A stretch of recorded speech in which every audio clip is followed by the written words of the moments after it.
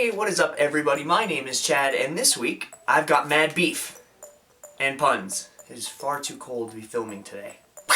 Anyways guys, in a previous video I'll link right here, I asked you kind of what you thought fluency was. And it really got me thinking, like probably more than that question would normally have someone think. It's just over and over again I came across this term called conversational fluency. And when I first heard this term, I'm sure it's like many of you guys, when you were first learning the language, you kind of think of being able to talk without any issues, you know, understanding each other fully, or something to that effect. But there's a problem with that statement, and that is I'm not even conversationally fluent in English. Like, I studied English for 12 years, I've only ever spoken English. I grew up in an English country with English parents and English siblings and friends, English internet settings and English phone settings, and I'm not conversationally fluent in English.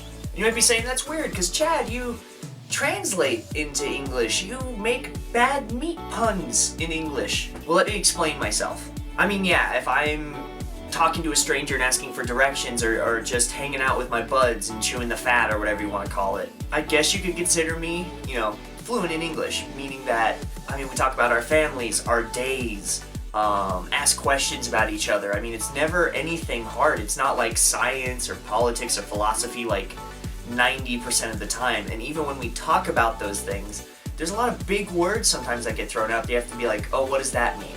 Or you could be your typical American and just act like you know what that word meant. I kind of been going over in my head this last week about what it is that we talk about. Like, what do we talk about? And in fact, I went over this script, and up until this point, I've used 228 words. And besides conversationally fluent and maybe the word pun, every single word so far has been your most common 1,000 words that you use in any language. So nothing that memorizing 1,000 vocab words wouldn't really have you understand. That sounds kind of weird. That's like, oh, 1,000 most common, you just study that, you can understand this. But Chad, there's grammar, but Chad, man. Just let me give you an example of what I mean. So I was with a friend in my room, and we were studying. I was studying Japanese, and she's an English major in college, and she was studying, I don't know, some 1800s author's poems. It was dumb. And I was writing lines along the lines of, you know, I'll be going to Okinawa, I'm going to see this and this and that. If I have free time, I'll go see this, blah, blah, blah. You know, full sentences. They're not fragmented sentences, but they're not particularly hard. And she was saying things that were like I speak English, and I'm like, is this English? This sounds French, is this English? And so I offered to write her paper for her, and I said I'd get her a Super A, because that's what I do on this channel, Super A quality, A #1. And I read over her paper, and it was incredibly over my head, but I recommended some words. She has to pump it up, man. There needs to be some oomph in it, oomph. And so I recommended smart, Super A sounding words. And so for my English speakers, let's see how many of you guys know these words. I hope I even pronounce these right. This would be stupid if I put this on the internet and I'm saying them wrong. Acrimony, boondoggle, capricious. I mean, these are words that I'm pretty sure, even for my native speakers out there, it doesn't go, oh yeah, boondoggle. And that's actually what she said. She said, what's a boondoggle? And so we looked it up. We used English as a tool and ask questions to Google, to another English speaker, whatever, to figure out what this word means. Now, you would consider us, obviously, conversationally fluent in English, but we don't know all the words. We don't even know probably some of the more common artsy, flutesy words. At least I don't. But we're still conversationally fluent. So why do we put conversationally fluent on this pedestal in languages we're learning, when all it is, it's not a speed, it's not being able to talk like this because I'm going to talk really fast and now I'm probably jacking up all my Japanese listeners, sorry. All it is being able to use the language to fill in the gaps of knowledge you don't know to conversate. And when we take it off this pedestal as being you have to know all the words and all the grammar and just understand everything like you understand English, and you make it being able to talk about regular things, and for the things you don't know, you can still use that language as a tool to fill in your gaps. That becomes a lot more achievable. It goes from 10 years of studying and 10,000 man-hours to a couple months in Japan, probably.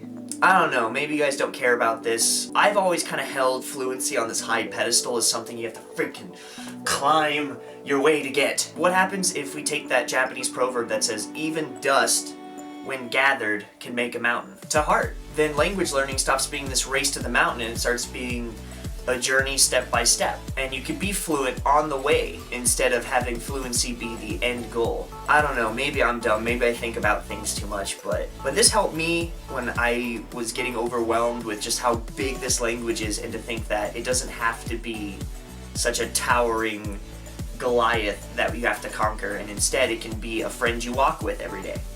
Anyways, that's my 2 cents, guys. What do you think? Did this help you at all? Thinking of fluency as a friend instead of some mountain to climb? Does that make you less anxious like it made me? Let me know in the comments down below. And while we're at it, be sure to like this video if it helped you. It helps me tremendously to have likes on these videos. More likes means I rank higher, people find my videos, more people join the shame closet club.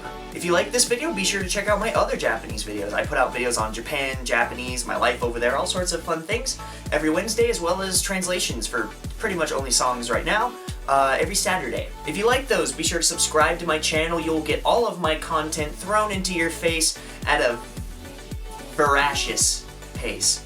That's a word I made up. You see, you kind of knew what I meant, even though it's not a real word. And so that's obviously, I'm not going to make that into a Japanese lesson. Whatever, I just screwed up. And also, if you are subscribed to my channel before the Tuesday of any given Wednesday week, I do a giveaway. It could be Pokemon cards, Japanese exclusives, video games, all sorts of weird little things that I just want to give to you guys for saying thanks for staying, thanks for hanging out, thanks for being a part of this and supporting what makes my parents ashamed of me. This week's winner is, surprisingly enough, someone I know. Number 629?